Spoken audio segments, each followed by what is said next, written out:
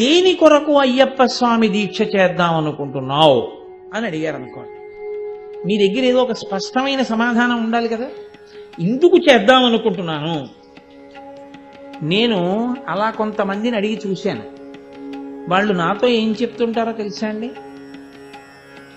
అలా మాకు తెలిసిన వాళ్ళు వేసుకున్నారండి, నేను వేసుకుంటాను. లేకపోతే ఏం చెప్తారంటే 3 మాటలు వెళ్ళొచ్చారండి, ప్రతి ఏడాది అలవాటు, అందుకు 4వ మాట వేసుకున్నాను. అథవా ఇంకా ఏం చెప్తారంటే ఏదోనండి మామూలుగా ఉంటే అసలు నేను కొన్ని నిగ్రహించుకోలేను, ఏదో దీక్ష తీసుకుంటే కొంత నిగ్రహం కలుగుతుంది, మంచిదే, నేను దాన్ని ఎంత మాత్రం దోషం పట్టనుసమండి. ఎందుకో తెలుసా? కనీసంలో కనీసం అతను ప్రయత్నం చేస్తున్నాడు, స్వచ్ఛందంగా తనని తాను క్రమశిక్షణలో పెట్టుకునే ప్రయత్నం చేస్తున్నాడు. మీ దగ్గరికి వచ్చి చెప్తే మీరు దానికి నవ్వితే అతను ఎవరికి చెప్పుకుంటాడు? అది నవ్వే విషయం కాదు, శ్లాఘించవలసిన విషయం. షహబాష్ నాన్న, ముందుకెళ్ళు, చక్కగా 40 రోజులు కాదు, తర్వాత కూడా నువ్వు ఇలాగే ఉండు అని మీరు ఆశీర్వచనం చేసి అతన్ని ఉత్సాహపరచాలి. అంతేకాని మనము వెర్రినవ్వు నవ్వి అందుకా వస్తున్నాం అంటే వాడు ఎంత ఉదార హృదయుడై మీ దగ్గరికి వచ్చి చెప్పుకున్నాడు విశాల బుద్ధితో, దాన్ని మీరు గమనించవలసి ఉంటుంది. ఈ కారణాలతో దీక్ష తీసుకుంటున్నామని చెప్పేవాళ్లే తప్ప అయ్యప్ప స్వామి దీక్ష తీసుకోవడానికి ఇది కారణం, ఈ కారణానికి నేను తీసుకుంటున్నాను.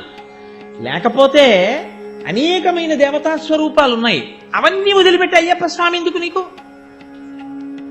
అని నేను అడిగాను అనుకోండి. స్పష్టమైన సమాధానం చెప్పు నాకు. అయ్యప్ప స్వామే కావాలి అని నీ మనసు ఎందుకు అనురక్తిని పొందుతోంది, ఎందుకు దీక్ష చేస్తున్నావు అని నేను అడిగాను అనుకోండి. ఏం ఒకసారి చేస్తే నువ్వు అందుకోలేకపోయావా ప్రయోజనాన్ని? అన్ని మార్లు చేస్తే నీకు కొత్తగా ఏ ప్రయోజనం వస్తోంది? 18 అంకె 10 రెట్టాంబడి ఇవన్నీ నాకు చెప్పకండి. ఏదో 18 మెట్లు ఎక్కాలంటే అవన్నీ జాగ్రత్తగా దీక్షలు చేసిన వాళ్ళకి 10 నెట్టాంబడి లోపల మనసుకి సంస్కారం వచ్చిన తర్వాత చేసే పని అది కాదు. ఒకసారి చేసి తృప్తి పొందక 2వ మాట నువ్వు అందులో ప్రవేశించడానికి స్పష్టమైన కారణమేమి నువ్వు చెప్పగలవా? అది ముందు నీకు లోపల రావలసిన ప్రశ్న. అసలు ఆ ప్రశ్న అంటూ ఒకటి ఏర్పడితే అయ్యప్ప స్వామి దీక్ష తీసుకోవడానికి నీకు పరిపూర్ణంగా లోపల మనసుకి ఆనుకూల్యత ఏర్పడింది అని గుర్తు. అయ్యప్ప స్వామికి శాస్త్రాలలో ఉన్న పేరు ఏమిటో తెలుసా అండి? ఆర్యన్ ఆయన పేరు. ధర్మశాస్త్ర, భూతనాథుడు అయ్యప్ప. అయితే లోకంలో ఉండేటటువంటి విషయం ఏమిటంటే కొంచెం తేలికగా ఉండేది 10 మంది పలికేది ఏదో అది ప్రచారం అవుతుంది. అసలు యథార్థమునకు మీరు జాగ్రత్తగా పురాణాల లోతులను పరిశీలనం చేస్తే స్కాందాది పురాణములను, ఆయన పేరు ఆర్యన్. ఆ పేరున్నవాడు ఇంకొకడు లేడు. ఆర్యన్ అన్న పేరు ఎవరిదో తెలుసా అండి? కేవలము ఒక్క అయ్యప్ప స్వామి. ఆర్య అంటే పూజింపదగినది, పూజింపదగినవాడు, పెద్దవాడు, గౌరవనీయుడు. ఆర్య అన్న పేరుతో సంబోధింపబడేది ఒక్క పరాశక్తి. ఇక ఆర్యాశతకము, ఆర్యా మహాదేవియున్నను రక్షింప నిరుంగునో ఎరగదో నా భాగ్యం ఎట్లున్నదో అంటారు పోతర గారు భాగవతంలో. ఆర్యా మహాదేవి అన్న పేరు కేవలం అమ్మవారికి చెందినది. అందుకే మూకశంకరులు ఆర్యాశతకము అని చేశారు. ఎవరైనా పెద్దవారిని ఉద్దేశించి మనం ఏమైనా ఉత్తరం రాస్తే ఆర్య అని సంబోధించి వ్రాస్తాం. కాబట్టి ఈ ఆర్య అనబడేటటువంటి సంబోధన ఏది ఉందో అది పెద్దరికాన్ని సూచిస్తుంది, పూజనీయతని సూచిస్తుంది. కాబట్టి ఈ పూజనీయతను పెద్దరికాన్ని సూచించేటటువంటి ఆర్య శబ్దం అయ్యప్ప స్వామి యందు ప్రయోగించారు. అయ్యప్ప స్వామి యందే ప్రయోగించడంలో ఉన్న గొప్పతనం ఏమిటో తెలుసా అండి? మళ్ళీ శివ పాదాది కేశాది పర్యంత స్తోత్రం అని శంకర భగవత్పాదులు చేశారు.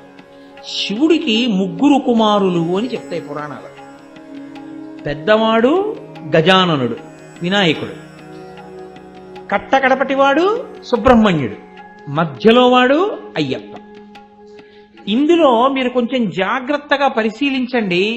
పెద్ద ఆయన్ని పిళ్ళయార్ అంటారు, అయితే అగ్రజ ముందు పుట్టినటువంటి వాడు, గజానన సుముఖస్యైకదంతస్య కపిలో గజకర్ణకః లంబోదరస్య వికటో విఘ్నరాజో గణాధిపః ధూమకేతుర్గణాధ్యక్ష పాలచంద్రో గజాననః వక్రతుండ శూర్పకర్ణో హేరంబ స్కందపూర్వజః స్కందుడికి ముందు పుట్టినవాడు అయ్యప్ప కన్నా అన్న శబ్దం అక్కడ వేరు.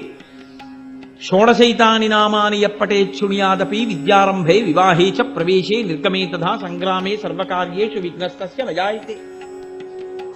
కానీ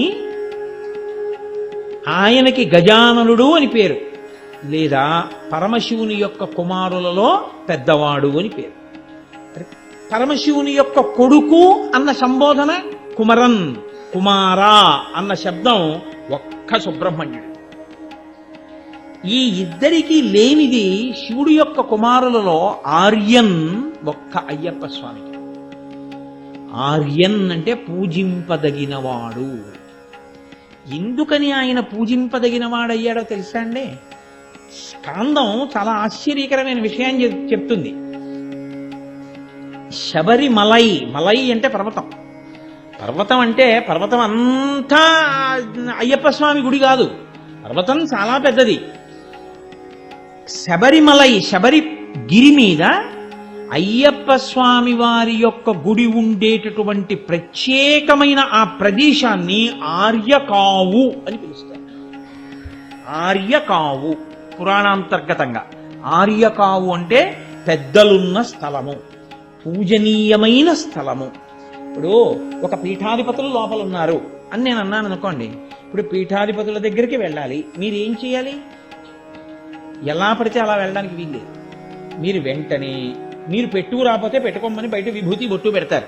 మీరు విభూతి పెట్టుకుని బొట్టు పెట్టుకుని చొక్కా విప్పేసి బనీని విప్పేసి ప్యాంటు మీద తువ్వాలేసుకెళ్ళడం దారుణం. న్యాయానికి పంచ కట్టుకుని ఉత్తరీయం తీసి నడువుకి కట్టుకుని పీఠాధిపతి దర్శనానికి వెళ్ళాలి. నేను చెప్పేది శంకరాచార్యుల వారి చేత ప్రతిష్ఠింపబడిన పీఠాలు, పెద్ద పెద్ద పీఠాల గురించి నేను మాట్లాడుతున్నాను. శృంగేరి, పూరి, కామకోటి ఇలాంటివి. అటువంటి మహాపురుషులైనటువంటి పీఠాధిపతుల దర్శనానికి వెడితే అలా పెడతారు, అంతేగాని చొక్కాలతోటి బనీలతోటి లోపలికి వెళ్ళరు, రానివ్వరు కూడా. పెద్దలున్నారు, దర్శనమునకు ఒక నియమ నిబంధనలు ఉంటాయి, అలాగే వెళ్ళవలసి ఉంటుంది, ఇంకొకలా వెళ్ళడం కుదరదు. పెద్దలున్నారు, ఆర్యన్నున్నారు, ఆ దర్శనానికి మీరు ఇక్కడ చాలా నియమాలు మొదలు పెడితేనే ఆ పైకెక్కి దర్శనం చేయవలసి ఉంటుంది. అంత పెద్ద ఆయన దర్శనం మీరు చెయ్యాలి. అత్యంత చిన్న పిల్లవాడిగా వచ్చి అంత్యంత పెద్ద ఆయనగా కూర్చున్నవాడు అయ్యప్ప స్వామి. ఎందుకంటే ఆయన పెళ్లి చేసుకున్నట్టు గృహస్థాశ్రమంలోకి వెళ్ళినట్టు ఆయన శాస్త్రంలో లేదు, బ్రహ్మచారిగానే ఉండిపోయాడు అంతే. రాజుగారు ఆయనకి పెళ్లి చేయలేదు. వెంకటేశ్వర స్వామి వారిలో ఆయన యథార్థంగా భూమి మీద తిరిగారు. కానీ ఆయన చుట్టూ ఆ యోగబంధం కట్టుకుని చిన్ముద్ర పట్టి కూర్చున్నారు. పెద్దరికం దేని వల్ల ఇస్తారు? వయసు చేత ఇవ్వరు. పెద్దరికం దేని వల్ల ఇస్తారంటే జ్ఞానము వలన ఇస్తారు. తాతగారు ఉండొచ్చు, తండ్రి గారు ఉండొచ్చు, పెదనాన్నగారు ఉండొచ్చు, బాబాయ్ గారు ఉండొచ్చు. ఓ 18 ఏళ్ల పిల్లాడు బ్రహ్మజ్ఞాని సభలోకి రావచ్చు. ఇప్పుడు ముందు తాత వెయ్యాలా, తండ్రి వెయ్యాలా, తల్లి వెయ్యాలా, ఎవరు వెయ్యాలి అక్షతలంటే బ్రహ్మజ్ఞాని వేస్తాడు. వయస్సుని బట్టి కాదు నమస్కారం, జ్ఞానాన్ని బట్టి నమస్కారం. జ్ఞానమున్నవాడికి ముందు నమస్కారం ఉంటుంది. కాబట్టి ఇప్పుడు ఆయన పెద్దరికం ఎక్కడిది? ఆయన పెద్దరికం ఆయన పరబ్రహ్మమును గుర్తిరిగినవాడు. గుర్తిరిగినవాడు కాదు, ఆయన పరబ్రహ్మమై కూర్చున్నవాడు. అందుకే తత్వమసి మహావాక్యమునకు రూపకల్పనయే ఆర్యన్. అందుకే ఆయన పైన తత్వమసి అని రాసుంది. తత్ త్వం అసి, అది నీవై ఉన్నావు. నేను దీక్ష పట్టొచ్చాననుకుంటున్న నువ్వు నా దర్శనానికి వచ్చానని నువ్వు అంటున్నావే, ఈ నేను రెండు కాదు ఒక్కటే. ఇది తత్వమసి. ఈ స్థాయికి నువ్వు ఎదిగి వచ్చేస్తే, ఆ స్థితికి వెళ్ళిపోతే పూర్ణాహుతి తీసుకెళ్లి కొబ్బరికాయ అగ్నిహోత్రంలో పారేస్తున్నావు. కాబట్టి నువ్వే అయ్యప్పవయ్యావు, నువ్వే పరబ్రహ్మమయ్యావు. ఈ స్థాయి వరకు తీసుకెళ్లగలరు ఆయన. కాబట్టి ఆయన ఆర్యన్, పెద్ద ఆయన కూర్చున్నటువంటి స్థానం అది. వయస్సు చేత కాదు, ఆయన యొక్క పరబ్రహ్మశక్తి చేత.